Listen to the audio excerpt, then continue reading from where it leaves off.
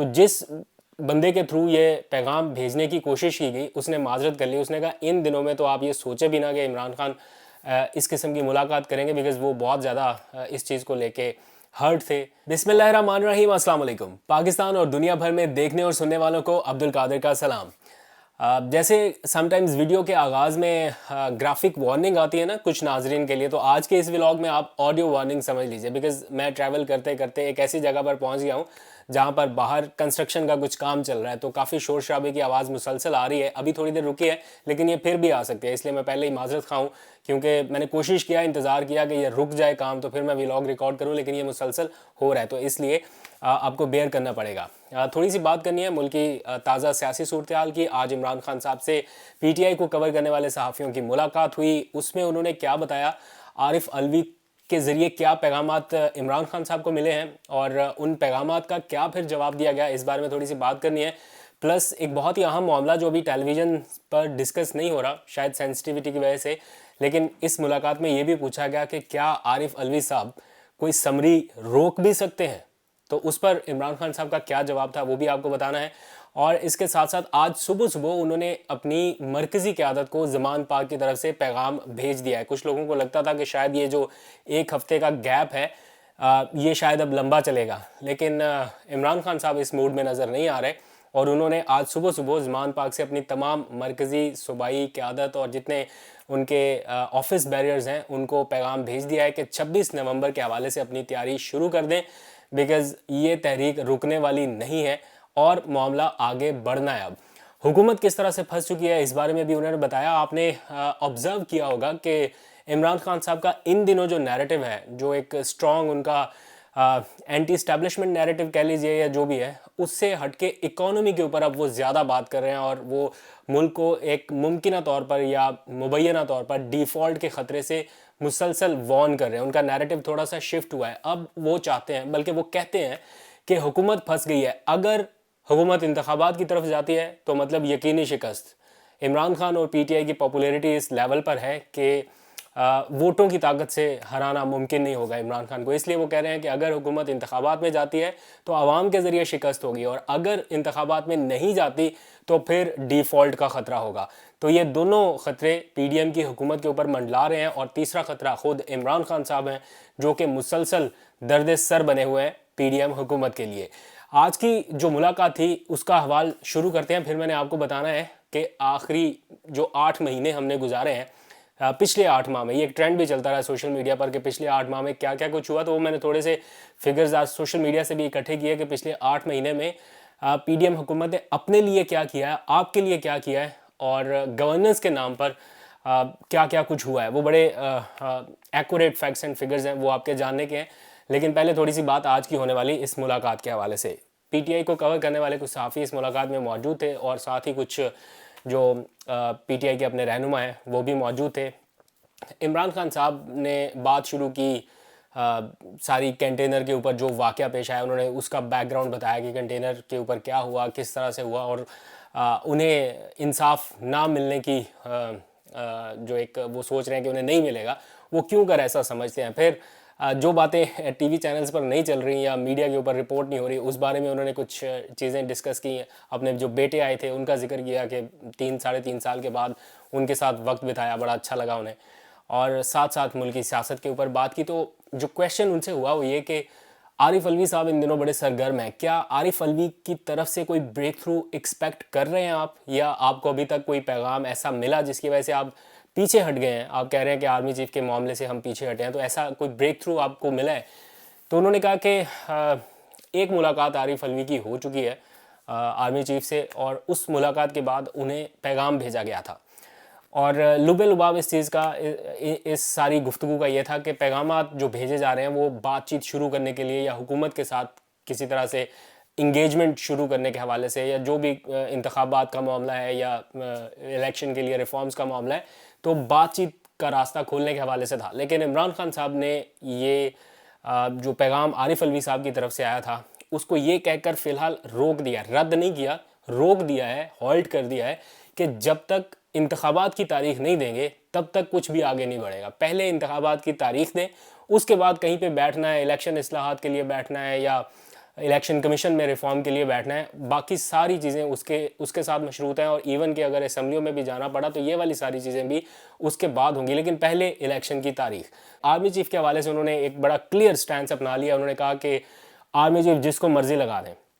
جس کو مرضی آرمی چیف لگائیں، ہمیں اس سے کوئی پرابلم نہیں ہے۔ یہ سمجھتے ہیں کہ شاید ان کی یہ طاقت ہے، لیکن میرے پاس عوام کی طاقت ہے، اس لیے میں مقابلہ عوام کی طاقت سے کروں گا۔ بڑی اچھی بات ہے اگر خان صاحب عوام کی طاقت کے اوپر ہی 100% انحصار کریں تو یقیناً یہ عوام انہیں لیٹ ڈاؤن نہیں ہونے دے گی۔ پھر ان سے ایک کویشچن یہ بھی ہوا کہ یہ جو سمری کا معاملہ ہے جو ابھی تک پتہ نہیں انیشیٹ ہوئی ہے نہیں ہوئی، کہاں پر پھنسی ہوئی ہے، کیا صدر مملکت اس سمری کو بھی روک سکتے ہیں یا ایسا کچھ ہو سکتا ہے؟ تو عمران خان صاحب کا کہنا تھا کہ ان کے پاس اختیار تو ہے، پاور تو ہے، لیکن ایسا فی الحال کوئی ارادہ نہیں ہے، یا اس بارے میں پھر انہوں نے کوئی زیادہ بات چیت نہیں کی، لیکن بظاہر ایسا لگ رہا تھا کہ یہ کوئی اسٹریٹجی ان کے پلان کا حصہ نہیں ہے، بیکاز یہ بہت زیادہ بلو ہو جائے گا کام، اس لیے وہ اتنا اس حد تک نہیں جانا چاہیں گے کہ کوئی سمری روکی جائے، یا اور ہونا بھی نہیں چاہیے، بیکاز ایک انسٹیٹیوشن ہے اور یہ تعیناتی ایک پورے پروسیس کے تحت ہوتی ہے، تو اس لیے کسی پروسیس پہ جا کے ایمی خام خواہ اس کو روک دینا یا کچھ کرنا تو میرا خیال نقصان دہ ثابت ہو سکتی ہے پی ٹی آئی کے لیے یا عمران خان صاحب کے لیے خود ہی۔ عمران خان صاحب نے آج بات چیت کرتے ہوئے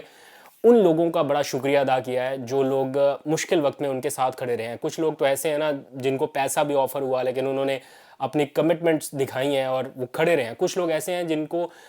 پیسہ تو نہیں ملا یا پیسہ آفر نہیں ہوا لیکن سٹل وہ کہیں نہ کہیں بیک سٹیپ کر گئے عمران خان کو چاہتے ہوئے، بلکہ ان کو وارن بھی کیا گیا کہ آپ ایسا نہ کریں، لیکن سٹل ان لوگوں نے مشکل وقت میں کمٹمنٹس نہیں نبھائیں اور وہ چلے گئے۔ میں آپ کو ایک بڑے اوتھینٹک سورسز سے بتا رہا ہوں، عمران خان صاحب کو ایک پیغام بھیجا گیا پچھلے کچھ دنوں میں کہ جاوید ہاشمی صاحب عمران خان صاحب کو دوبارہ ملنا چاہتے ہیں، ان کی عیادت کرنا چاہتے ہیں، اور غالباً دوبارہ کوئی پارٹی میں شمولیت کے حوالے سے جو کچھ انڈیکیشنز ایسے ملے، تو جس بندے کے تھرو یہ پیغام بھیجنے کی کوشش کی گئی اس نے معذرت کر لی۔ اس نے کہا ان دنوں میں تو آپ یہ سوچے بھی نہ کہ عمران خان اس قسم کی ملاقات کریں گے، بیکاز وہ بہت زیادہ اس چیز کو لے کے ہرٹ تھے، اور ابھی کچھ لوگ اور پارٹی کے اندر ایسے ہیں جنہوں نے تقریباً ویسی کوشش کی ہے یا اٹیمپٹ کی ہے، اس کی وجہ سے بھی عمران خان صاحب کافی ناراض ہیں، لیکن اس موقع پر وہ شکر گزار ہیں ان لوگوں کے جنہوں نے مشکل وقت میں ان کا ساتھ دیا۔ تو ان لوگوں کی ایک تو ٹکٹس کنفرم ہے کہ آئندہ جب بھی الیکشن ہوگا تو وہ سارے لوگ جو اسمبلیوں میں ان کے ساتھ کھڑے رہے ان کو as it is ticket allot کیا جائے گا، اور پھر کچھ نئے لوگوں کی طرف معاملہ آگے بڑھے گا۔ بات چیت کرتے ہوئے ان کا یہ بھی کہنا تھا کہ 26 نومبر کو سرپرائز ملے گا، اور سرپرائز کی وہ باتیں پہلے بھی کئی بار کر چکے ہیں، لیکن وہ مسلسل اس بات پر آ کے وہ کہتے ہیں کہ جو ان کی پلاننگ ہے حکومت یا حکومتی اتحاد کی پلاننگ ہے، میں اس سے آگے کا سوچ رہا ہوں۔ مجھے معلوم ہے کہ وہ میکسیمم کیا کر سکتے ہیں ہمیں روکنے کے لیے، لیکن انہیں معلوم نہیں ہے کہ میری اس سے آگے کی پلاننگ کیا ہے، اور انہوں نے یہ کہا کہ کوئی غلط فہمی میں نہ رہے کہ یہ کوئی تحریک میں روک دینے لگا ہوں یا یہ 26 نومبر کے بعد رک جائے گی، یہ تحریک اسی طرح آگے بڑھے گی، یہ لانگ مارچ اسی طرح آگے بڑھے گا۔ تو ایک جو راولپنڈی کی امپورٹنس ہے وہ اپنی جگہ، لیکن سب لوگ اس وقت یہ فگر آؤٹ کرنے کی کوشش کر رہے ہیں کہ کیا عمران خان راولپنڈی کراس کر کے اسلام آباد جائیں گے یا نہیں جائیں گے، کیونکہ اگر جاتے ہیں تو رانا ثناء اللہ صاحب 25 مئی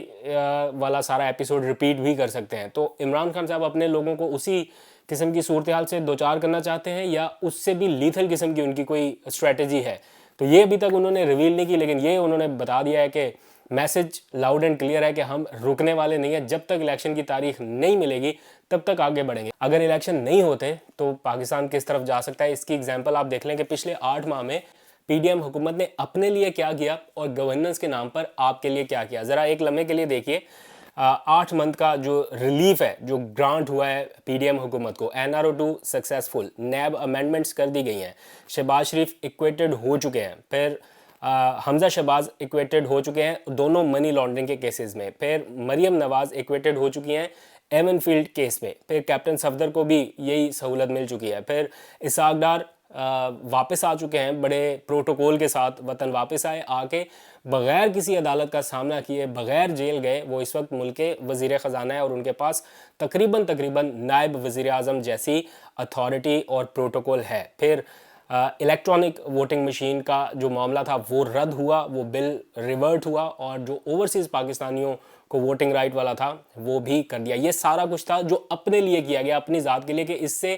ہمیں جو ممکنہ نقصان ہو سکتا ہے وہ نہ ہو، یا جو ممکنہ فائدہ ہو سکتا ہے وہ پہنچ جائے. گورننس جو آپ کے لیے کرنے کے کام تھے اس کے نام پر کیا کیا کچھ ہوا. ہائیسٹ ایور انفلیشن ملک کی تاریخ کی بلند ترین سطح پر، ہائیسٹ ایور فیول پرائسز، پھر ہائیسٹ ایور الیکٹریسٹی کاسٹ، پھر ریزرو ہمارے ملک کی تاریخ کی کم ترین سطح پر. جب میں آپ سے بات کر رہا ہوں کم ترین سطح پر ہیں یہ ہمارے ملک کے ریزرو. اور اسی سے جڑا میں نے کچھ کمپیریزن کیا تھا، ملکی خزانہ 16.2 ارب ڈالر سے کم ہو کے 7.9 ارب ڈالر تک پہنچ چکا ہے. صرف پچھلے 8 مہینے کے اندر اندر یہ کچھ ہوا. اور پھر ہمارا قرضہ 53.6 ٹریلین سے بڑھ کر